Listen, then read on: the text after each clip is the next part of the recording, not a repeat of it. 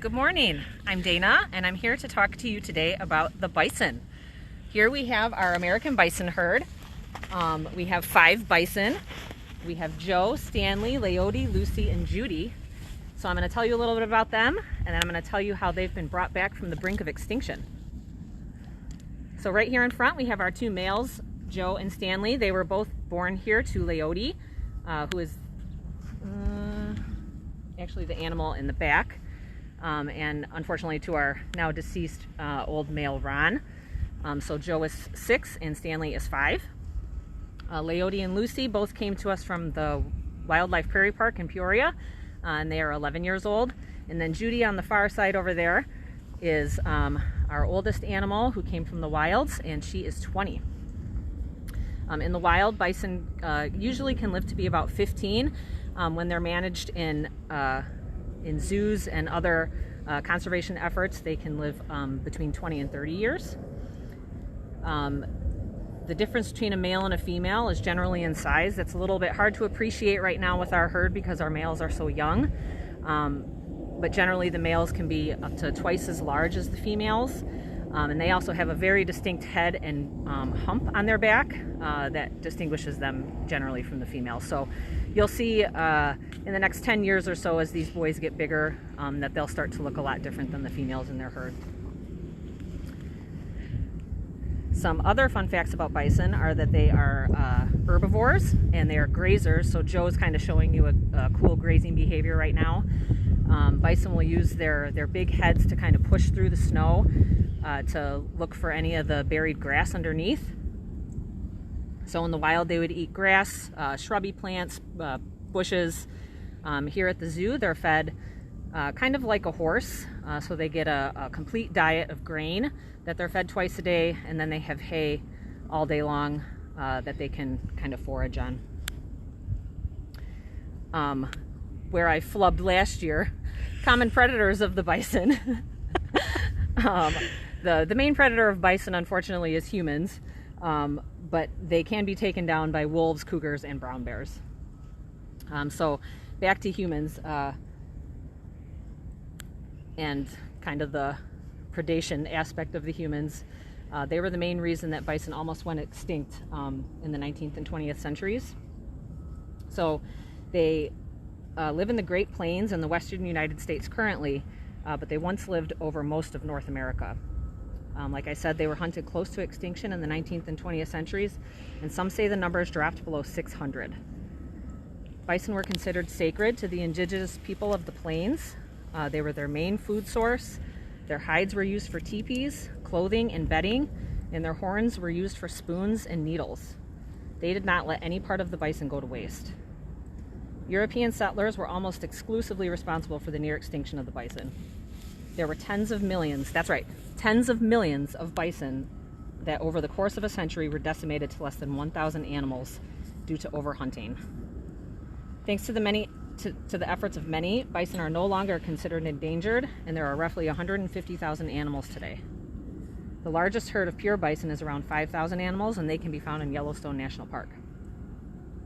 So there have been some key players in the conservation of bison and the bringing back of bison. Our old President Teddy Roosevelt played a primary role in the recovery of bison.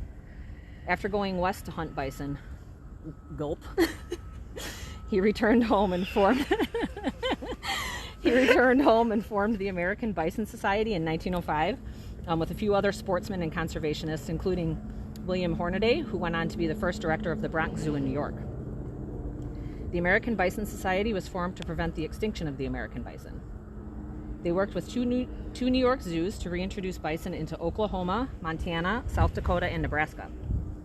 Because these animals were released onto protected lands, the American Bison Society felt that their work was done and disbanded in 1935.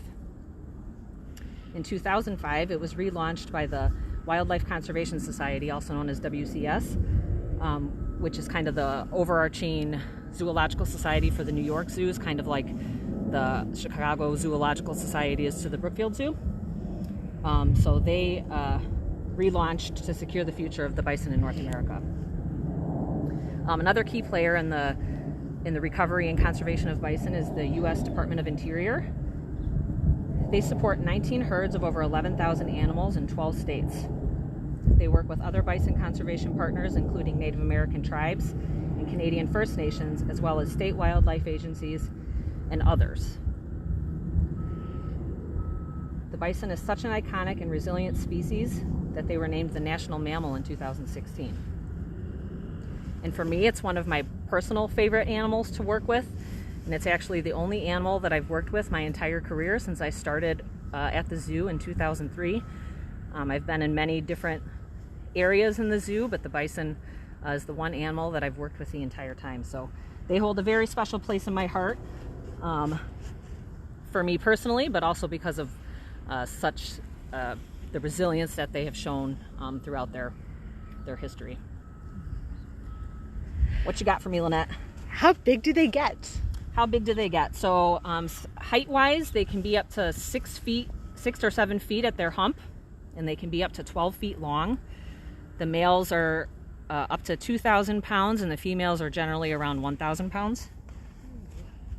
How fast can they run? So bison are pretty fast. They can clock in around 35 miles an hour. Oh, that's pretty fast. I know. Watch out. Oh my gosh. 2,000 pounds coming that fast at you? No, thank you. No. What do they eat here at the zoo? So here at the zoo, so bison are herbivores, so they eat only plants. Here at the zoo, they can graze on any grass that they may find, and oftentimes we'll kind of exclude them from an area over on the other side of the exhibit to let grass grow, so that they can have fresh grass. Then they get hay and a complete diet, grain, and then they get some veggies like cut carrots and lettuce. How do you give them checkups? So the keepers on a daily basis are the first kind of line of checkup for the bison. They come in and look at them every day. They look at their eyes. They look at how they're breathing, how they're walking. They are checking to make sure that they're eating the right amount of food. And of course, if you eat food, that means you make poop. And for zookeepers, that tells you a lot about the health of a bison. So while it might be gross to some, it's actually a very important part of our job. So we're looking at how much they make and how it looks because it can tell you a lot about the health of a bison. If they also get vaccinations, kind of like your dog or cat. So since they're outside, they get, and they're mammals, they get rabies vaccinations, they get West Nile vaccinations, and any other vaccinations like that. And then they get yearly visual exams by our veterinarians to make sure that they look healthy from a veterinary point of view. Because the bison are so large, we generally don't do full immobilizations or anesthetize them. Because of their big, heavy head, it's a little bit of a anesthesia risk, so unless they really need it, we're pretty hands-off with our bison. Do they have an indoor habitat? They do not. So what makes the bison really great exhibit animals for zoos really anywhere is their hardiness and their ability to really thrive in many conditions. So if you think about where they live out west, I mean, and quite honestly, they're in South Dakota. They're pretty much everywhere right now. It's very similar to the temperatures and all of that we have here. So this is like their prime environment. They are really built to live here. So the things we do provide are like a covered shelter. So if they want to get out of the wind or the snow, they can do that. And then in the summer, we also have fans in their holding area that helps not so much with the heat, but actually with like fly prevention. So it's pretty nice. The bison can choose to go into those covered spaces, but quite honestly, we rarely see them in there. Does their fur cover their hooves? No, it does not. So it's hard to appreciate right now because of the snow, but if you come in the summertime, you can fully see their two little toes. Someone wants to know if we are in with them right now or if we're standing outside. No! Oh. No, we do not So there's two ways that you can work with an animal. You can work protected contact, or you can work free contact. Free contact means you'd be in and you could do things with them. So let's say like the Galapagos tortoises over at the Pachyderm building, we can go in with them. They don't pose any risk to us. But the bison, because of their size and because they are technically a prey animal, which means they're more likely to flight than fight. That doesn't mean they won't fight. For our safety, we work them protected contact. So everything is done with positive reinforcement. So tonight when they go in, they'll get their dinner. So they're positively reinforced for shifting for us and going into another area so that we can then come out here and service, pick up everything, clean up, and vice versa the next day. Do they shed their coat? They do. So right now you're seeing the bison in their full winter coat. If you come back, let's see, usually around July is when they kind of fully shed out, July and August. They'll start shedding like in May, so you'll start seeing pretty patchy looking bison. They look a little, kind of like the camels. They don't shed everything at once. It kind of comes off in patches. So then they usually fully shed by August, only to start regrowing their hair again for the winter. Can you remind us how many bison are here at Brookfield Zoo, and who's the oldest and who's the youngest? Yes. We have 5 bison. We have 2 boys and 3 girls. The oldest is Judy, who's right in front of us here, and the youngest is Stanley, who I believe is back by that tree. So Judy is 20 and Stanley is 5. All the bison are born. They have like a breeding season that's always the same. So bison calves are always born, at least here, around the end of May. So all of these bison's birthdays are, I believe, within a week of each other. That's how concentrated it is. Didn't we have 2 bison born one day after the other a couple years ago? Yes. I don't know. I don't know that for sure. I don't know. If you say so. I don't remember now. Sorry, I shouldn't have brought that up. They are not animals here. I'm trying to remember. We had Hope and I can't remember.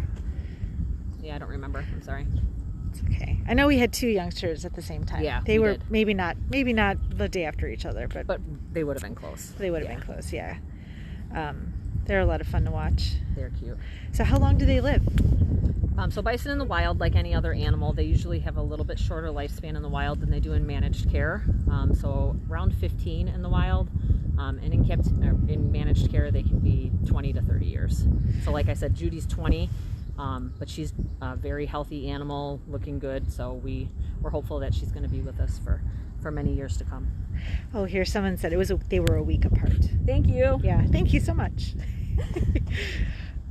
Do we keep the bulls separated from the cows? We do not. So there's different ways to manage animals of different sexes, and we take the advice of people above me who know more about genetics and bloodlines and who is appropriate to breed with who. So currently our 2 males, because they were produced by our old male Ron, and he had produced a lot of calves with many different females. So his genes were well represented and their mom's genes are well represented. These 2 males are castrated. So there's different forms of birth control. Prior to Ron passing away, we did contracept our females with contraception. So there are different ways to manage large groups of animals if you don't want them to breed, or if you do want them to breed. Keep that squirrel away from me. I know, it's going to take your gloves. Let's see. Hang on, I got distracted by a squirrel. Squirrel? I really did. Are they playful? Yeah, actually they are. The older kind of like adults, and kind of like humans, the children are a little more playful than the adults. One of the things they really like are like balls. They really love to kick balls around. I don't know why, but that's one of their favorite things. They'll just like be playing soccer for hours. I love it when they have the fir trees out here. Oh yeah, like yeah. the first when time they first get them. Yeah, Oh yeah, first time they get love them. those. Yeah, and you'll see them. In the spring, I don't know, sometimes they just get a little pep in their step, and you'll see them all kind of running around and just tongues wagging out. It's cute. When did Ron pass away? Last year, unfortunately. We made the very difficult but appropriate decision to euthanize him just based off of just old age complications, and we had been managing him for a very long time on with pain management. So it was a very hard decision for our staff and our veterinarians and our guests. You know, he was a fan favorite, and he's missed every day. Are those antlers or horns? They are horns. So the difference between horns and antlers shed every year. So you'll see reindeer that sometimes have them, sometimes don't. You'll never see a bison without horns. I shouldn't say that. I mean, I guess they could lose them if they get in a fight or something, but if they lose them, they won't come back. That's correct. They'll be like a little nub. So kind of another fun fact is, a big question that's often asked is, there are bison buffalo or buffalo bison, because the names are often used interchangeably. The scientific name of the North American bison is bison, so technically they are bison and not buffalo. But one of the ways you can kind of tell the difference between buffalo and bison, yeah, get that. Don't break your horn, we don't need to. Is that the buffalo's horns, so if you think of like the Cape buffalo or a lot of the African buffalo species, those horns grow out from the center of their head, whereas the bison's horns, as you can see, grow out from the sides of their head. Do all bison have horns? They do, yes. Males and females? Yep, the males generally will just be larger than the females, and their horns are the main way that we tell the bison apart. It's hard, nobody's looking at us right now, so we can't really do like a side-to-side comparison, but like Judy's horns are very wide set from her face, so we can tell that that's Judy. Leody has a horn that curls. Lucy has a horn that's not very sharp and a little bit more rounded on the edge. Yeah, and then as these boys get bigger, their horns will look different from each other and will help us to keep telling them apart. If you don't get close to them, how do you vaccinate them? So a lot of our animals, not a lot, so depending on the animal, some animals you can do hand injections on. Some animals we dart with a blowgun. So for the bison, they're used to going into their stalls and their holding area every day. So we just isolate them into their stalls, and they get a quick dart, and then they can come out back with their herd. Huh. Do they get any training? So the training that we do, so it depends on the animal and the kind of needs at the time. So not all these bison, because the two boys were born out on this exhibit, but the other bison lived out on 31st Street before this exhibit was made. And then they had to be trained to go into their trailers so that they could be transported over here. So at the time that was important, so the bison were all trained to enter a trailer and be transported. Currently, we do more desensitization. So like I mentioned, for the vaccinations, they have to go through their stalls so that they can be isolated from the herd, so it's easier and safer for the animal to receive their vaccinations. So the other thing we do during the summer, like I mentioned earlier in the talk, was for fly prevention, we apply some topical fly spray, kind of like you would for your horse, and that really seems to help. So in order to do that, again, we have to isolate each bison from each other so that we can make sure each animal is getting some fly spray. So it's not, what's the word I'm looking for? It's not normal for a bison to want to be separated from its herd. They're a herd animal. A lot of times that can make them very uncomfortable, but because we've desensitized them and trained them to go through our holding area, they're a lot more comfortable with changes in their routine like that, and it makes our day and our veterinarian's day a lot easier. Do you have a favorite bison? My favorite bison was Ron, so mine too. He will be hard to replace. No offense to any of the bison out here. Yeah, he was real. I love them all, but he, again, like I mentioned, I've worked with the bison since I started here, and Ron and Judy were original animals for me. So I love Judy, but she's just not Ron. No offense, Judy. We love you, Judy. We love you, Judy. Aw. I think that's about it. Let's see. Yeah, let's wrap up. Okay. Well, I want to thank everybody for joining us today for this Bringing the Zoo to You about bison. It's always my pleasure to talk to you about the animals that I get to care for every day, and I really appreciate all of the help that you guys continue to give us during this unprecedented time. Have a great day.